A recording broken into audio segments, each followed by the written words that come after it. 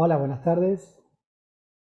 Mi nombre es Ricardo Rodríguez y en esta tarde les voy a hacer una introducción a las cuestiones de ética e inteligencia artificial. El material que les voy a presentar es un material que hemos generado conjuntamente con Vanina Martínez, que hace varios años que venimos trabajando en difundir, en denunciar, en divulgar las cuestiones que tienen que ver con el uso extensivo y popular, la forma de popularizar, se popularizan las aplicaciones de inteligencia artificial y los desafíos éticos que se están generando a partir de su uso. Desafíos que, por cierto, muchas veces los desarrolladores no tienen en cuenta y por eso nos alarma estas cuestiones. Antes de seguir, me gustaría agradecer a la gente de los organizadores de la Jornada de Ciencia de la Computación por habernos invitado a dar esta charla, que creo que es importante que todos tomemos conciencia sobre cuáles son los peligros que tiene el uso indiscriminado de la inteligencia artificial. Creo que es halagüeño que cada vez haya más conciencia respecto a esto, pero creo que todavía no es lo suficiente. Entonces, déjenme plantearles cuáles son las cuestiones sobre las que nos gustaría centrar. Esencialmente, muchas de las aplicaciones de inteligencia artificial atentan o avasallan derechos humanos. Uno de los principales derechos humanos es la no discriminación y el trato con equidad. Cuando hablamos de no discriminación, nos referimos a cualquier exclusión, restricción o referencia que esté basada en raza, color, género, lenguaje, cualquiera de la lista que está allí, y que esencialmente sirva para anular o menoscabar el reconocimiento de derechos y libertades de las personas. Entonces, cualquier actividad, cualquier sistema que violente ese criterio de no discriminación ataca a los derechos humanos y por lo tanto deberíamos denunciarlo. Y es lo que estamos haciendo. Esencialmente lo que uno quiere preservar son los derechos individuales y de grupos. Queremos sistemas de inteligencia artificial que sean inclusivos, que respeten o que promuevan la diversidad. ¿Okay? Muchas veces piense que estos sistemas de inteligencia artificial, les voy a hacer más hincapié sobre esto, pero estos sistemas de inteligencia artificial, los que están ahora más en auge, esencialmente se basan ¿en qué? En la cantidad de datos que estamos generando. Si ustedes saben que la cantidad de tweets, la cantidad de imágenes que se suben a Facebook, la cantidad de información, de mails, la cantidad de información que por las redes sociales circula es impresionante. Y a partir de toda esa información, se alimentan con todos esos datos, con todos esos bits, se alimentan estos sistemas de aprendizaje de inteligencia artificial. Y a veces lo que está pasando es que muchos de esos datos tienen inmersos marginaciones o incrementan, no permite visibilizar grupos que socialmente están invisibilizados. Entonces, para poder evitar estas cuestiones, lo que hay que hacer, eso es un punto, lo que hay que hacer es trabajar desde el diseño, desarrollo y también durante el uso de los sistemas de inteligencia artificial, todas las cuestiones que tienen que ver con los derechos humanos. Entonces hay que hacer un trabajo minucioso para poder evitar estos efectos indeseables. Hay muchos ejemplos, yo aquí solo puse 4 o 5 que son redundantes, pero esencialmente hay muchos trabajos, muchas aplicaciones de inteligencia artificial que han incurrido en discriminaciones, ¿sí? O sistemas de reconocimiento facial que funcionan bien para cierta gente de color, cierta gente de raza blanca, pero si uno es latino o si es negro, no funciona. O chatbots que se vuelven racistas a partir de interactuar con el ambiente, ¿sí? Eso ha pasado y pasa bastante, o que tienen comportamientos impulsivos a partir del aprendizaje de datos. Entonces, Si uno quiere evitar todo eso, esencialmente, tiene que generar sistemas que no sean discriminatorios. ¿Cómo trabaja con eso? Bueno, en general hay dos modelos, dos sistemas de discriminación que uno trata de evitar. La discriminación por tratamiento, o sea que tratamos a alguien en forma discriminatoria porque pertenece a una clase, o porque el impacto es dispar, o sea, el resultado del acto discriminatorio produce eso, la discriminación. Entonces, una cosa es el proceso y otra cosa es el resultado. Entonces, uno ese tipo de cosas las trata de resolver de distinta manera. Déjenme que les explique un poco más. Déjenme que introduzca un par de ejemplos para que quede claro de qué se trata esta diferencia. Yo hablo de trato desigual. Por ejemplo, en Estados Unidos está prohibido ofrecerle servicios financieros con mayor costo a personas desfavorables. Eso es un trato desigual. Yo la trato diferente a una persona porque es pobre y le ofrezco servicios más caros simplemente porque es pobre. La cosa es que tenga acceso o no, que tenga requerimientos, entonces podrá acceder o no, pero otra cosa es que le cobre más caro simplemente porque o sea, tiene la posibilidad de que me defraude. Por ejemplo, en Estados Unidos también está prohibido, por ley, ofrecer promociones por el código de zona donde uno vive. Entonces, si uno vive en Beverly Hills, no se le puede ofrecer promociones en cambio diferentes a las que se pueden ofrecer en el Bronx. Simplemente no se puede, está prohibido. Y del otro lado del charco pasan también cosas parecidas. Por ejemplo, una resolución del Tribunal de Justicia de la Unión Europea obliga a que las empresas de seguros no cobren primas diferenciadas a las mujeres, simplemente por ser mujeres. Está prohibido. ¿Okay? Y esto, las aseguradoras decían, no, bueno, yo tengo un modelo exacto, preciso, que indica que las mujeres tienen un costo mayor, tienen una posibilidad mayor, por eso tengo que cobrar mayores primas. El Tribunal de Justicia dijo que no, que de ninguna manera. Y esto fue bastante impactante en la comunidad europea. Eso es lo que tiene que ver con trato desigual.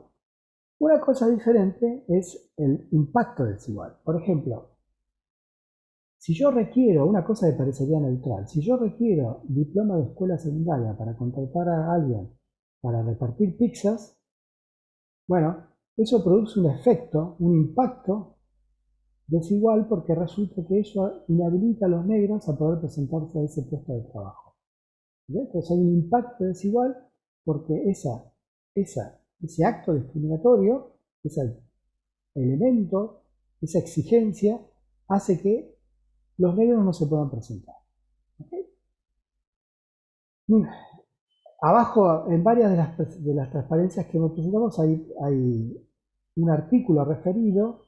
Ese artículo en general ahonda la cuestión que está planteada en el slide. Y hay muchas razones por las cuales se generan tratos dispares a partir de los datos. Puede ser porque los datos efectivamente están recopilados en forma sesgada, en forma arbitraria, porque están mal etiquetados o por lo que sea. Ahora vamos a entrar más en detalles respecto a esto. Pero el punto es que hay dos cuestiones. Uno puede tener un trato desigual o tener un impacto desigual. Y estos dos aspectos, porque uno tiene que ver con el proceso y otro tiene que ver con el resultado, se tienen que atacar de forma diferenciada. Esto es el punto. En general, cuando quiero atacar la discriminación, lo puedo hacer esencialmente por dos razones, dos grandes razones, que también me gustaría resaltar. Una cosa es cuando quiero reducir la discriminación. Por ejemplo, tengo pruebas de admisión a la universidad que otorgan más puntaje, que otorgan puntajes más bajos a los que solicitan, a los solicitantes económicamente desfavorables. ¿Sí? Porque son pobres, el sistema los perjudica. ¿Okay? Entonces, Yo quiero evitar esa discriminación, entonces de alguna manera la compenso. No tengo en cuenta la clase social o no tengo en cuenta el barrio donde vive o cualquier elemento que me permita deducir que vive en una zona desfavorable. ¿Okay? O de qué escuela viene, por ejemplo. ¿Sí? Recuerden que el año pasado hubo muchos problemas en Inglaterra porque hubo un sistema de inteligencia artificial que decidía si alguien tenía acceso o no a la universidad a partir de ciertos elementos, y parte de esos elementos era la escuela donde venía. Y como esa escuela a veces tenían, por ser de zona de clase económicamente desfavorable, tenían menos performance, entonces castigaba a los alumnos independientemente de sus cualidades particulares individuales. ¿Okay? Otra cosa distinta es lo que se llama discriminación positiva. Yo efectivamente sé que cierto grupo social está perjudicado y yo decido ponderarlo. ¿Sí? Por ejemplo, el requerimiento, para citar un ejemplo que no está en la transparencia, el sector trans que para entrar al Estado se elimina, se exceptúa el requerimiento de haber terminado la escuela secundaria. Se sabe que el grupo trans tiene problemas para terminar su escuela secundaria, entonces no puede acceder al empleo público. Entonces ese es un problema grave, por lo menos para ese grupo. Entonces hago discriminación positiva. Para cierto grupo de personas relajo esa condición. ¿Okay? Entonces, estos son dos objetivos diferentes por el cual quiero eliminar la discriminación. En general, cuando hablamos de discriminación, ¿de qué estamos hablando? Bueno, en general, déjenme que, por ejemplo, aquí tengo un ejemplo donde tengo una tabla, quiero determinar a partir de ciertas características de las personas, quiero determinar el valor de la prima de un seguro. ¿Ok? Entonces, nada, entonces tengo un montón de ejemplos en los cuales ya otorgué las primas, están escondidas aquí, pero digamos, yo otorgué una cantidad de prima, un valor de prima, y a partir de eso quiero crear un modelo para las nuevas personas, a partir de sus datos personales, definir cuál es el valor de prima que le corresponde. O sea, a partir de otorgamientos históricos, quiero determinar qué hago con los nuevos clientes, cuál es la prima que le corresponde a los nuevos clientes. Es un típico modelo de inteligencia artificial, de aprendizaje en base a los datos, en base a la historia. Entonces, en general tengo dos problemas, dos fallas que podemos llamar. Sesgo de la muestra, ¿sí? No tengo representado en igualdad de proporción distintos sectores de la población, no solamente mujeres y hombres, sino distintas etnias, distintas religiones. Los tengo representados, entonces si eso termina siendo un elemento importante para determinar el valor de la prima, eso es un problema. Entonces tengo problemas de sesgo en la muestra y tengo también indiscriminación inducida por valores sensibles. Por ejemplo, el sexo a veces suele ser un elemento sensible. Yo no quiero discriminar por sexo. Como decía, por cuestiones legales en Europa, el sexo no puede ser tenido en cuenta para determinar el valor de la prima. Entonces, esta columna no debería ser tomada en cuenta. ¿Okay? Entonces, cada una de las columnas de esta base de datos me permiten determinar cuál es el valor de la prima. Entonces tengo que estar muy bien ajustados los valores y seleccionados los datos de entrada para que efectivamente este modelo sea justo. ¿Okay? Si no, tengo lo que dice acá abajo, un sesgo de modelo. Entonces, en general tengo dos problemas esencialmente. El sesgo por muestra y el sesgo por el modelo, a partir de esos datos, cómo determino la prima. Déjenme que les cuento exactamente a qué me refiero cuando digo sesgo. Sesgo del diccionario lo que dice es como la oblicuidad torcimiento de una cosa hacia un lado. O sea, cuando yo tuerzo un tratamiento, hago una distinción de un sector respecto de otro, en detrimento de otro, estoy teniendo un comportamiento sesgado. ¿Sí? Muchas veces en modelos estadísticos, cuando tengo como consecuencia de sesgos, es cuando tengo una sobresubestimación de la representación estimada de una característica o propiedad. Cuando yo tengo más representadas a las mujeres que los hombres, o viceversa, o tengo la gente que tiene gran poder adquisitivo respecto de gente que tiene menos poder adquisitivo, la característica sea, si la tengo sobre o subestimada, entonces eso me puede dar comportamientos sesgados al momento de hacer predicciones. ¿De acuerdo? Y esto, finalmente, esas asimetrías en la información, lo que termina sucediendo es que son factores que alteran la decisión, alteran el conocimiento objetivo de mi población. En general, cuando tengo sesgos, lo que se producen son injusticias. ¿Sí? El sesgo puede ser pensado como una dimensión indeseable de la toma de decisión. Yo tomo decisiones en base a mis datos históricos. Si mis datos históricos están sesgados, entonces voy a tomar malas decisiones con inequidad. ¿Sí? Entonces, la inequidad o discriminación lo podemos pensar como un efecto del sesgo, en términos de un impacto desproporcionado o adverso sobre una parte de la resolución de la población que resulta de la toma de decisión algorítmica. ¿De acuerdo? Entonces, eso es lo importante. Entonces, lo que a nosotros nos preocupa en el fondo es ser justos, ser algorítmicamente justos. Entonces, estos modelos a partir de evidencia o de toma de decisiones sesgadas, usadas para, o sea, modelo de primas. Entonces, tomó decisiones en el pasado, gente con determinadas características le determinó un valor de prima. Esos son datos históricos. A partir de decisiones pasadas, trato de determinar un modelo para decisiones futuras. ¿De acuerdo? Pero si esas decisiones ya eran discriminatorias, esa discriminación se queda cristalizada en el modelo. Ese es el punto. Los modelos de IA no tienen por qué ser porque sean de inteligencia artificial, porque sean algorítmicos, no quiere decir que van a ser justos ni que van a ser neutros. Todo lo contrario. ¿Ok? Por las razones que comentaba recién, pueden cristalizar prejuicios que estaban implícitos en los datos. Entonces la pregunta que nos interesa es, ¿podemos hacer estos modelos algoritmos que sean justos? Bueno, el punto es que sí, si tenemos en cuenta ciertas cuestiones. ¿Ok?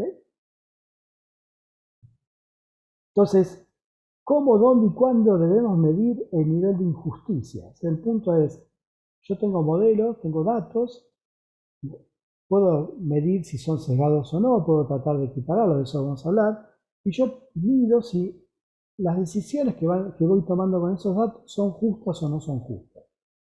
Pero el proceso de desarrollo de un sistema de inteligencia artificial pasa por varias etapas. Entonces, mi punto es, ¿cómo, dónde y cuándo medimos el nivel de injusticia o de justicia? ¿De acuerdo?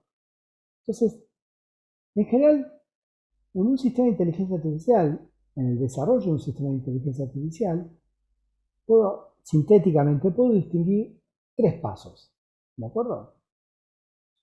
Lo que está aquí mencionado como datos, en general, yo recopilo una gran base de datos, una gran cantidad de ejemplos, le hago un preprocesamiento a esos ejemplos, los limpio, los trato de dejarlos los más... hay todo un proceso en data mining y en ciencia de datos para el preprocesamiento de datos, para que sean prolijos, para que estén equilibrados los distintos grupos sociales, en fin, para evitar cualquier problema a partir de los datos. Uno puede medir sesgos en los datos, hay muchas métricas para el sesgo, entonces uno puede hacer un primer trabajo sobre los datos. Esos datos alimentan lo que se llaman los sistemas de aprendizaje. Esos sistemas de aprendizaje, hay muchos modelos de aprendizaje, esos sistemas de aprendizaje lo que hacen es generan un modelo de decisión, un modelo de toma de decisión. Entonces, estos meta-algoritmos, por llamarlo de alguna manera, generan un modelo que es un modelo de toma de decisión. Entonces, por ejemplo, para dar un ejemplo concreto, tengo mis ejemplos históricos de cómo, en base a qué datos, en base a distintos perfiles de clientes, sé qué tasas les asigné, qué prima les asigné, y a partir de la historia de los problemas que tuvo de cobro de seguro, sé si perdí o gané dinero con ese cliente. Bueno, a partir de todos esos datos, yo determino las nuevas primas. Entonces tengo un algoritmo que a partir de todos esos datos genera un modelo de toma de decisión que decide, dado una nueva persona con determinado perfil, qué prima le voy a otorgar. ¿De acuerdo? O si le voy a otorgar o no un crédito, o si le voy a dar o no eh, una prestación determinada. ¿De acuerdo? Entonces, los sesgos se pueden generar, o la medición de los sesgos o las injusticias se pueden generar en los datos a través del algoritmo. Si elijo un mal algoritmo, puede ser que genere ahí mismo un problema sesgado, un ejemplo, un modelo sesgado. ¿Ok? Y el modelo en sí mismo puede ser sesgado y tomar malas decisiones. Entonces, yo puedo resolver en cada una de estas etapas, en el preprocesamiento sobre los datos, en la elección del algoritmo o en el chequeo del modelo, puedo verificar si el sistema es o no injusto y tratar de resolverlo y repararlo. Veamos un ejemplo. Supongamos que de vuelta estamos en el ejemplo de determinar la prima de un seguro. Entonces, supongamos que sin restricciones de discriminación, entonces tomo el caso, la primera columna, o la segunda en realidad, tiene en cuenta el género. Entonces, bueno, en ese caso puede suceder que una persona, si es hombre o mujer, tenga una prima diferente. O sea, que viole en principio, por ejemplo, la ley de la Unión Europea. Entonces ahí hay problemas legales. Entonces, esencialmente hay tres enfoques que voy a mencionar aquí para poder reparar eso. El enfoque en que hago inconsciente ciertos atributos protegidos, por ejemplo el sexo. Yo determino a priori cuáles son atributos sensibles y los protejo, entonces al algoritmo no le muestro esos atributos. Por ejemplo, sexo. ¿De acuerdo? Entonces no le muestro el sexo y genero un modelo sin ver determinados atributos, los atributos protegidos. Y espero que no se generen discriminaciones. ¿Cuál es Entonces genero una entrada. El género no es una entrada del modelo, pero ¿cuál es el problema? A veces hay otros atributos que implícitamente determinan el sexo. ¿Sí? Entonces, por las razones que sea, esos atributos indirectamente revelan el sexo, determinan el sexo, y entonces si el modelo puede percibir esa correlación, entonces el haber ocultado el género no es suficiente. ¿De acuerdo? Entonces, este modelo a veces no funciona, al ser ignorante no funciona. Entonces, a veces lo que uno hace es que sea consciente de los atributos, pero los trate protegidos respecto de los que no son protegidos, pero que los trate distintos. Y entonces, como efectivamente tengo el atributo protegido, lo puedo ver, puedo discriminarlo, puedo valorarlo, puedo medir propiedades, puedo fijarme si efectivamente la población que es femenina tiene un tratamiento distinto o un impacto distinto respecto de los hombres en términos del valor de la prima. ¿De acuerdo? Los problemas de esto, que en general a veces esto se resuelve compensando estadísticamente al grupo desprotegido o al grupo que se quiere proteger, esto genera errores en el modelo, errores en la predicción. Entonces a veces hay que tener cuidado con estas soluciones, porque hay un trade-off entre eficiencia y discriminación, ¿okay? Y justicia. En general, bueno, si el modelo tiene mucho error, no se puede usar y va a ser injusto con todos, tampoco es muy útil, digamos. Entonces a veces hay que tener cuidado. A veces es válido mejor ser consciente de que efectivamente comete ciertas injusticias y resolverlas por fuera del modelo, de alguna otra manera compensarlo.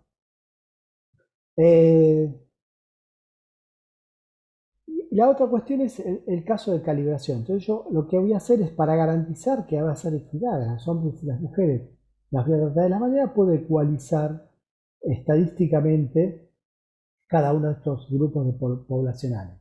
Entonces tengo una paridad de distribución entre hombres y mujeres. El problema es que a veces eso también trae errores. ¿De acuerdo? Entonces estos son 3 ejemplos de cómo resolver efectivamente el problema de la discriminación en el caso de las primas. En general se usan 3 principales medidas. Lo que se llama la paridad demográfica, que lo que digo es, bueno, yo estoy tomando en cuenta contrato, suponiendo que estoy contratando gente, entonces el grupo A y el grupo B tienen la misma proporción de contratados. ¿Okay? Esos están igualmente representados. La otra cosa es la paridad predictiva, ¿sí? El hecho de que si yo quiero ver si el grupo A, el grupo B, tiene la misma probabilidad de obtener el trabajo, entonces si tienen igual performance, entonces si las probabilidades son iguales, las probabilidades condicionales van a tener igual performance y también se puede considerar como otra forma de medir no discriminación. Después de lo que llamaba recién probabilidad ecualizada. Yo tengo distintos grupos, pero que tengan las mismas cualificaciones, entonces tienen la misma probabilidad de obtener un trabajo. ¿De acuerdo? Entonces, aquí la cualificación es la que determina el resultado, la obtención o no del trabajo, y el grupo es un poco irrelevante. ¿Cuál es el problema de esto? Es que existe lo que se llama un teorema de imposibilidad, que estos 3 parámetros, estas 3 medidas, paridad demográfica, paridad predictiva y probabilidad ecualizada, son mutuamente excluyentes. Yo no las puedo usar en el mismo modelo a las 3 a la vez. No puedo maximizar las 3 a la vez. ¿De acuerdo? No puedo respetar las 3 a la vez. Entonces, de alguna manera, no es posible garantizar cierta equidad completa en un sistema de inteligencia artificial. En términos cuantitativos, estos son modelos cuantitativos. Entonces, como no puedo hacerlo de forma cuantitativa, lo que hago es recurrir a modelos cualitativos, que es lo que voy a mencionar ahora un poco. Entonces, ¿cómo diseñamos modelos justos si tengo este teorema de imposibilidad? Bueno, en general lo que uno quiere, a priori, intuitivamente, es que estos modelos de inteligencia artificial sean justos, generen confianza por sobre todas las cosas. Además que sean justos, que generen confianza. Además de tener un buen rendimiento. O sea, lo que les decía antes, hay un trade-off entre confianza y rendimiento. Entonces, hay que desarrollar métodos para inspeccionar los datos, algoritmos, modelos y resultados. Yo tengo que generar métodos para valorar los sistemas de inteligencia artificial de tal manera que la gente tenga confianza en usarlos. ¿Okay? Y que además sean justos, o sea, que generen confianza porque son justos.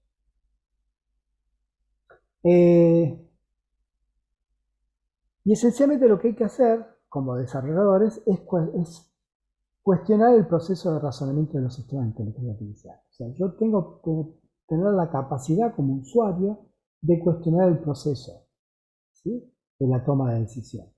O por lo menos de alguna manera de controlarla. Y de eso se trata. Ahora, ¿cómo hago esto? ¿Cómo hago para garantizar este cuestionamiento? Bueno, para eso hace falta tener ciertas herramientas. Entonces es lo que se llama ciertas características. Los sistemas de inteligencia artificial tienen que tener ciertas características cualitativas ahora.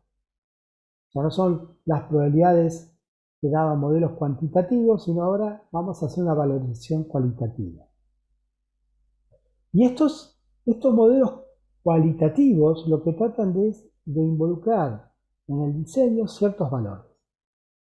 ¿Okay?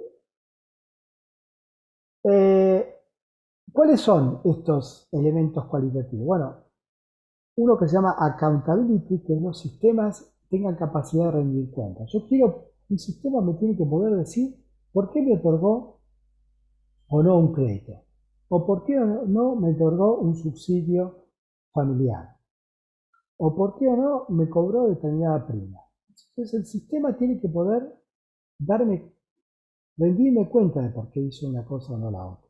¿Sí? Una vez que ya lo hizo, rendirme cuenta. Rendir cuenta es un poco diferente de la explicación, porque la explicación en general tiene que ver con que uno entienda qué es lo que pasó, cómo fue el proceso. ¿Okay? El modelo tiene que ser transparente, o sea, las decisiones que se toman tienen que poder ser traciadas, tienen que poder ser seguidas, ¿de acuerdo? A medida que se van desarrollando. Y por supuesto, tiene que haber alguien responsable. Independientemente de que el sistema tome determinada decisión, tiene que haber cierta responsabilidad humana por detrás todo el tiempo. Y para eso, de alguna manera, eso tiene que ser planteado a nivel de diseño a partir del momento que se están diseñando y desarrollando estos modelos. ¿De acuerdo? Entonces la idea es que estos 4 parámetros cualitativos generen confianza. O sea, aseguramos que los sistemas de inteligencia artificial sean diseñados de forma responsable y favorece la confianza que podemos tener en ellos. Entonces los sistemas tienen que ser capaces de explicar y justificar sus decisiones. Debemos poder comprender las formas en que los sistemas toman decisiones. O sea, nosotros como usuarios tenemos que tener esa capacidad. ¿Cómo se utiliza, recogen y gobiernan los datos? Nosotros a veces estamos acostumbrados a que nos piden permiso para poder usar nuestros datos, nuestra ubicación, nosotros se lo damos con gentileza y eso no es lo mejor que nos puede pasar. ¿Ok? Una cosa importante que está sucediendo es que se toma conciencia de que los sistemas de inteligencia artificial como los conocemos violentan nuestros derechos, violentan nuestras privacidades y entonces empiezan a aparecer métodos, herramientas y aplicaciones que permiten de alguna manera mitigar esos efectos indeseables. Entonces, la academia genera muchos métodos, no voy a hacer en detalle. Esos métodos que genera la academia están llevando adelante herramientas que se están popularizando cada vez más y donde la gente va usándolas en la etapa de producción. Google tiene el What If, Microsoft tiene su propia herramienta de Machine Learning eh, para interpretar Machine Learning, que permite justamente resolver algunas cuestiones de injusticias. IBM también tiene el suyo, y así hay una gran lista. ¿Sí? Una cuestión que hay que tener cuidado es que cada una de estas aplicaciones, cada una de estas herramientas no son útiles para cualquier aplicación. Entonces, hay que tener cuidado, hay que hacer un mapeo entre si la aplicación de inteligencia artificial es en el sistema financiero, es en la medicina, es a nivel militar y así sucesivamente. ¿De acuerdo? ¿Qué hacen estos sistemas? ¿Qué hacen estos kits? Bueno, esencialmente lo que hacen es evalúan la base de datos, ¿sí? Van tomando predicciones, generan alguna modelización del modelo entrenado, corren ciertos algoritmos, meta-algoritmos, ciertas herramientas de Fares y lo que producen es un resultado, un test, corren varios tests y lo que producen es un diagnóstico y dicen, este modelo es sesgado, esta base de datos es sesgada, y en general lo que permiten son, algunos de ellos permiten modelos de visualización. Uno puede jugar con el modelo, puede eliminar parte de la base de datos y ver si el comportamiento sigue siendo sesgado. Algunos de estos modelos de estas herramientas de Fairness hacen propuestas de mitigar, o sea, no solamente corren test y sacan un diagnóstico, sino que además hacen propuestas para resolver el problema. Y esto todo se hace en la etapa de desarrollo, lo cual es muy beneficioso porque eso evita que un sistema de inteligencia artificial salga al mercado con estos sesgos, con estas capacidades de discriminación. En general, ¿cuáles son las condiciones generales por las que se trabajan estos conjuntos? Son herramientas que se integran al proceso de construcción del modelo, tienen el potencial de ayudar a mejorar las pruebas y mitigan la inequidad a escala en casi todos los dominios. No todos sirven para todos los dominios, pero casi todos los dominios están funcionando bien y que tienen una herramienta, un kit que les funciona bien. ¿Cuál es el riesgo? El problema del riesgo es usar estas metas herramientas para avalar sistemas. Si se usan mal, a veces no se usan del todo bien, estos sistemas terminan avalando, realizan una certificación de modelos que son defectuosos. Entonces, a veces en lugar empeoran el problema. Entonces, estamos en una situación donde estas herramientas todavía están en la etapa de maduración, y entonces hay que tener cuidado con lo que las usan. No sea cosa que certifiquemos algo que es defectuoso. En general, la evaluación, no voy a entrar en detalle, digamos, en este paper que está abajo se detalla claramente cómo se puede evaluar un kit de este tipo, pero en general tiene que ver con la funcionalidad, la facilidad de uso y la contextualización. Y no voy a entrar mucho en detalle de esto porque si no me doy de tiempo. ¿De acuerdo? Hay muchas librerías y capacidades. Muchas de estas herramientas definen métricas, como está puesta ahí en el cuadro. Algunos tienen herramientas de mitigación. Y muchos de ellos tienen modelos de regresión. Esto no es lo más común y eso también es una cosa muy importante. ¿Sí? Por ejemplo, el IBM no tiene modelos de regresión, por lo menos hasta el año pasado lo estoy mirando, no tenía modelos de regresión. Esto igual cambia día a día. Fíjense que todos los modelos que están aquí planteados son todos privados, salvo Aikitas, que es un modelo de la Universidad de Chicago. Hay algunos más de universidades, pero el problema que se está presentando es que las multinacionales están llevando, impulsando este tipo de iniciativas, esencialmente para generar los criterios por los cuales se decide si un sistema es injusto o no. ¿De acuerdo? Bueno, me voy a saltar esta transparencia porque no voy a hacer. Esto es lo que les decía antes, los distintos ejes de evaluación. No quiero extenderme en el tiempo. ¿Cuáles son los gaps entre las distintas herramientas? Simplemente para que tengan un criterio de qué es lo que pasa con estas herramientas que manejan modelos cualitativos y modelos cuantitativos. ¿Qué tan amigables son? Sí, a veces algunas de estas herramientas, por ejemplo el de Google, son herramientas que requieren una curva de aprendizaje importante, porque además en particular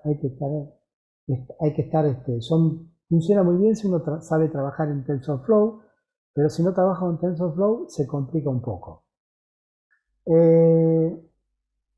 Entonces, en general, si uno no es un experto, a veces estos modelos no son muy amigables. A veces hay sobrecarga de información. ¿Qué quiere decir esto? Que producen test, el test dice pasa o no pasa, es injusto o no es injusto, eso está bien, pero algunos ofrecen más información. Y si uno no es técnico, a veces uno se ahoga en la cantidad de información que se produce. A veces, como dice ahí, a veces hace falta traducción para una audiencia no técnica. Eso algunos son muy técnicos. Algunas herramientas son excesivamente técnicas, entonces eso también es un problema. Algunas herramientas no son fácilmente accesibles, no están bien documentadas. Eso es cosa que se va desarrollando día a día.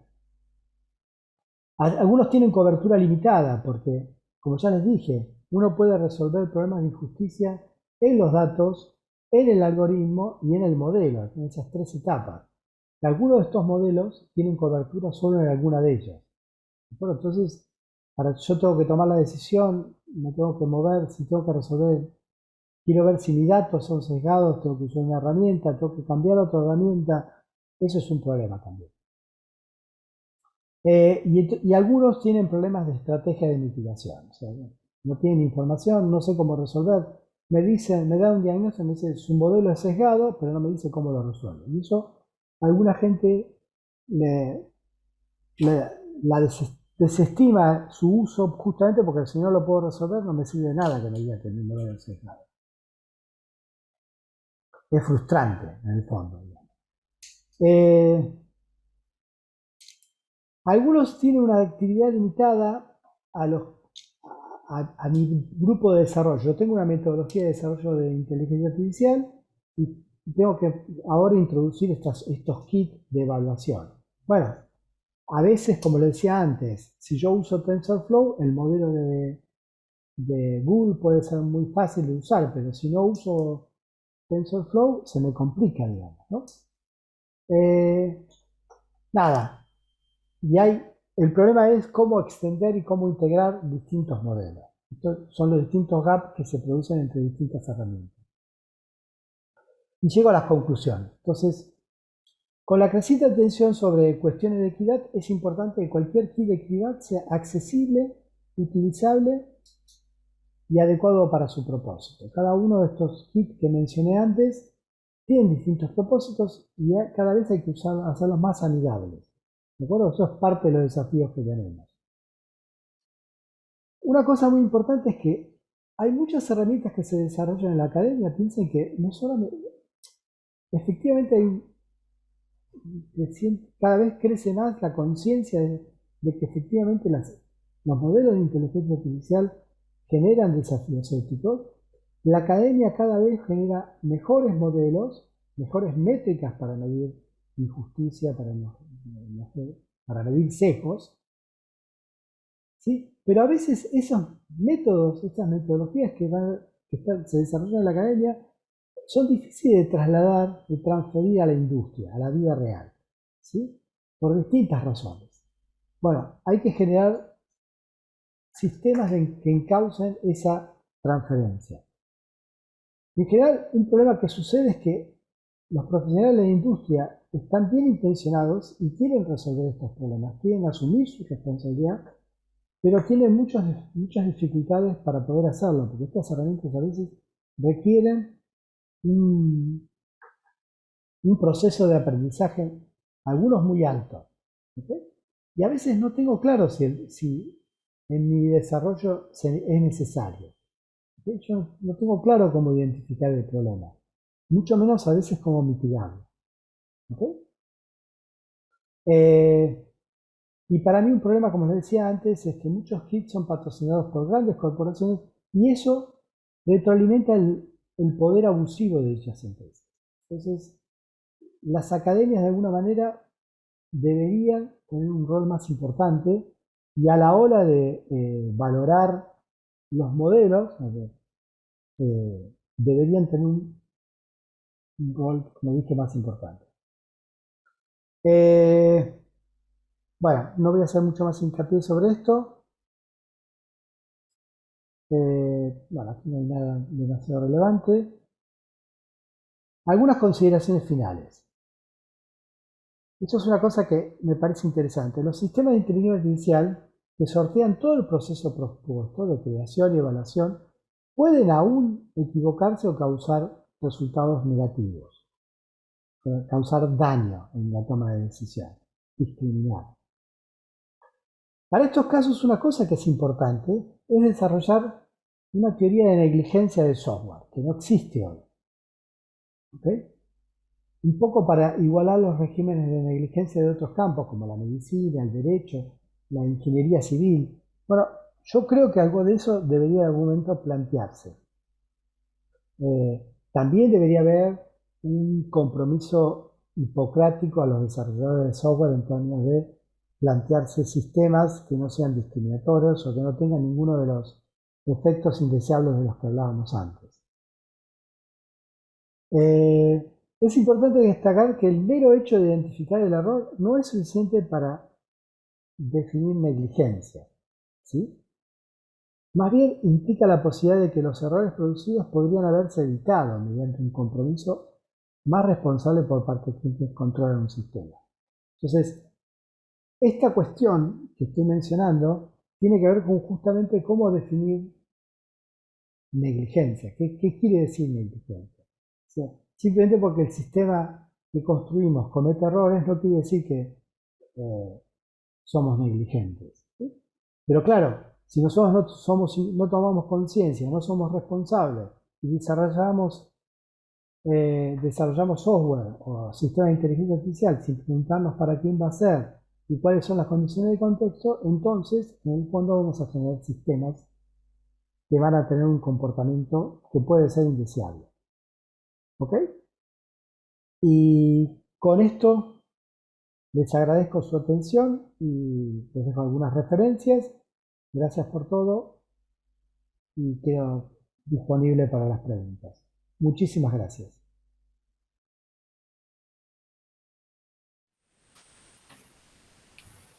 Bueno, muchas gracias, Ricardo, por la exposición, por estar presente ahora.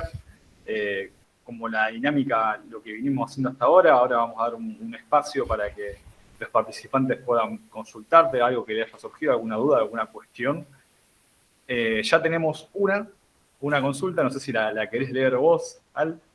Dale, le mando así mientras van llegando las otras. Bien, la pregunta dice, supongamos que tengo 3 poblaciones con una demografía de A, 40%, B, 40% y C, 20%. Ahí te veo que lo estás anotando así por las dudas. Bueno, sigo. Cuando quiero que mi IA se ajusta, en la muestra poblacional, ¿tengo que tener la misma cantidad de A, B y C o una cantidad similar al porcentaje real? A ver, todo depende de exactamente qué es lo que quiere hacer. O sea, a ver, no es cuestión de ajustar las probabilidades en base a, nada, tirar a criterios arbitrarios. No es cuestión de hacer arbitrariedades basadas en probabilidades. El criterio es, ¿cuál es la idea? La idea es, si la población que yo tengo es 40, 40, 20, pero es porque está representado, porque tengo mujeres, hombres y trans. Y resulta, pero que no es la población real, sino son las 40, 40, 20 que tengo de mis datos, pero en realidad la población trans es mucho más que 20. Por decir un ejemplo que esté basado en género, que suele ser un atributo sensible, digamos, ¿no? O no binario, o como quieran llamarlo. Entonces, lo que pasa es que los datos por los cuales se alimentan en general los sistemas de inteligencia artificial tienen que adaptarse a la realidad. Entonces, lo que uno tiene que hacer es tratar de reenriquecer la base de datos en base a que las probabilidades de casos que tengo se reflejen lo que pasa en la población real, no los datos que yo tengo, ¿sí? Eso pasa mucho con los sistemas de reconocimiento de caras.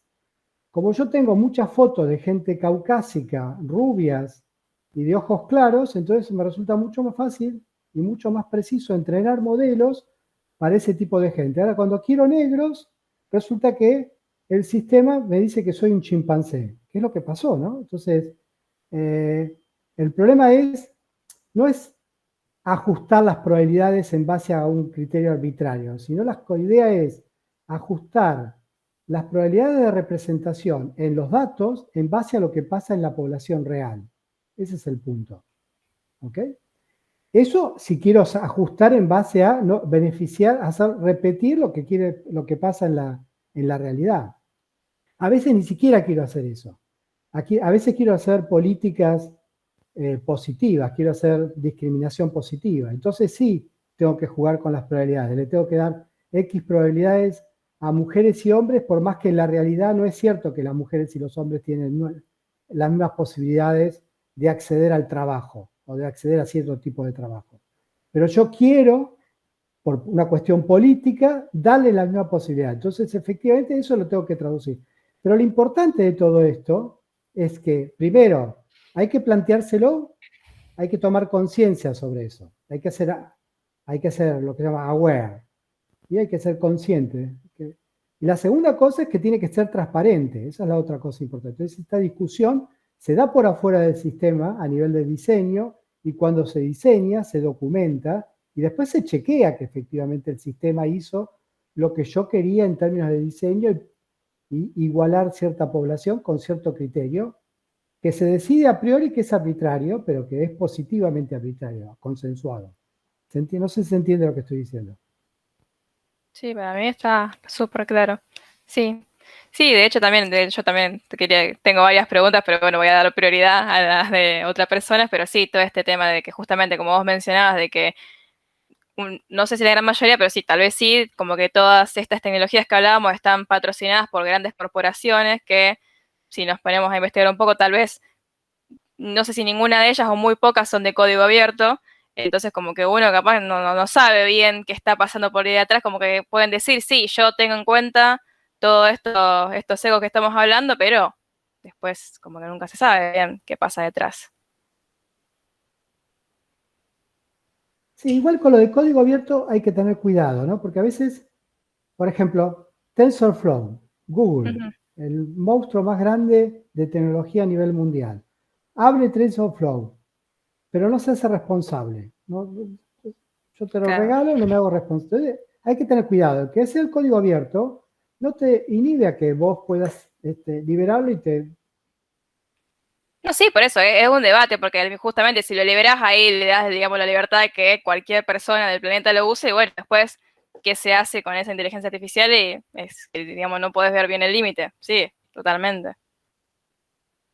Es justamente el argumento que hay del otro lado, por eso quería meter un poquito el debate, porque sí, es un debate, no hay de respuestas correctas, tal vez.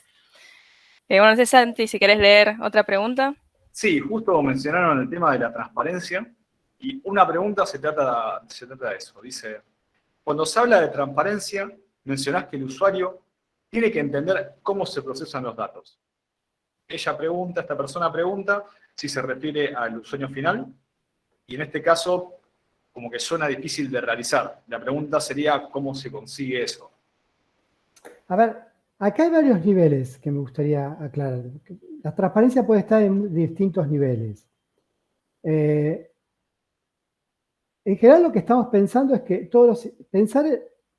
en realidad en mi cabeza lo que estoy pensando es los sistemas de inteligencia artificial deberían ser auditables. ¿Auditables en qué sentido? Bueno, hoy, por ejemplo, ahora que está muy en boga la cuestión de las vacunas, ¿sí? Y a pesar de que teníamos una pandemia y que había cierta premura por sacar la vacuna, igual se cumplieron ciertos requisitos, ciertos plazos, ¿no? Y nadie se rasgó la vestidura porque había que esperar 6 meses para sacar la vacuna porque hay que hacer ciertas pruebas seguras. Bueno, con el software debería pasar lo mismo.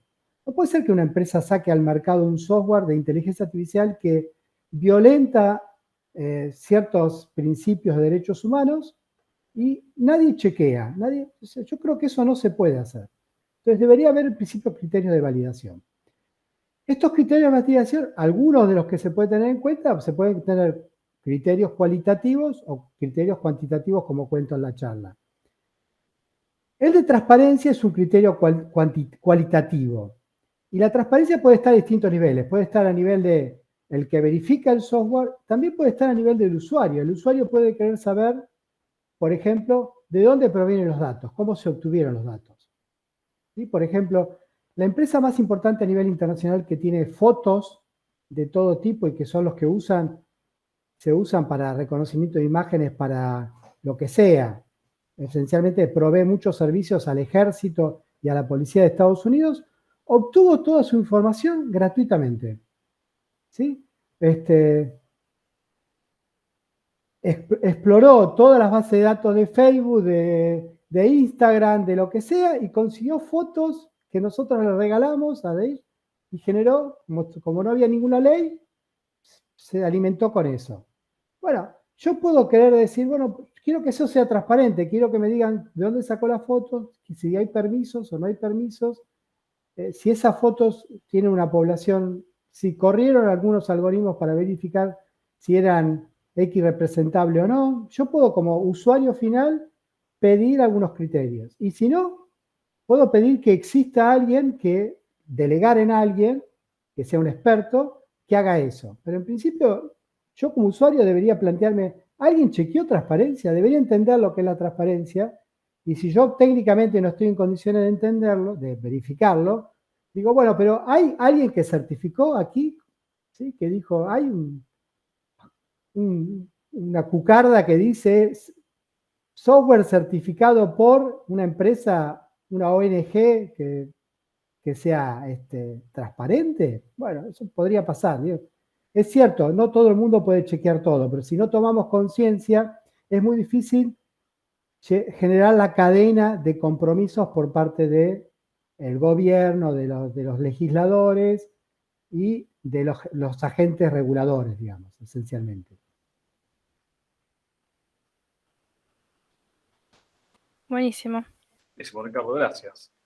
A ver, tenemos un par de preguntas más. No sé Sí, cómo estaba viendo tiempo. cómo estábamos de tiempo. Tenemos, sí, faltan 3 minutos para las 6. No sé si te parece que sigamos leyendo o metemos una pausa ya. Podemos leer una más, podríamos leer, ¿no? O sea, lo que ustedes dispongan. Bueno, a ver, leemos una más. Vale, leemos una más. Cualquier Bien. cosa, ya que estamos, te invitamos después al Discord. Si quieren seguir haciendo, para debatir más preguntas y más cuestiones, está abierto ese espacio para después, por si después se inicia la siguiente charla. Ok. Bueno, para cerrar y también capaz para acercarnos un poco más a lo que se vive acá en Argentina, la pregunta dice, ¿existen leyes o propuestas en Argentina que limiten el uso indebido de la inteligencia artificial? No. De hecho, el lunes que viene voy a una reunión. Existe en el Congreso una cosa que se llama Círculo de Legisladores, que son los legisladores que se jubilaron y que siguen generando actividades. Y tienen una cosa que se llama, donde los estudiantes de escuelas de graduados universitarios van y hacen una experiencia. A veces son de gente de ingeniería, y en particular hicieron un trabajo exploratorio de regulaciones a la inteligencia artificial. Y el lunes que viene en el Congreso se hace la presentación, pero en realidad es una cosa ficticia, digamos, ¿no? Es para generar un poco de ruido y conciencia en los legisladores de verdad, pero eso es todo lo que hay. Los legisladores están muy alejados y por ahora lo mejor que podemos llegar es la ley de etiquetado, creo yo, como generación de conciencia. Pero bueno, en algún momento habrá una ley de etiquetado de software también, y yo espero que eso suceda, pero tiene que correr un poco más de agua bajo el puente y la gente tiene que generar más conciencia, digamos, ¿no? Hay que generar masa crítica como usuarios para que se genere la necesidad de que se respeten determinadas, se garanticen ciertos derechos. Sí, totalmente de acuerdo. Bueno, muchísimas gracias, Ricardo, por tu tiempo, por tu charla. Estuvo excelente. Así que bueno, estás invitado a unirte al Discord si querés para seguir charlando. Y bueno, si les parece, metemos un descansito de, sí, 3 minutos. Así no nos atrasamos demasiado, así van a tomar agua, van al baño, lo que necesiten. Y vamos con la última charla del día. Okay. Vale, y ya que paso.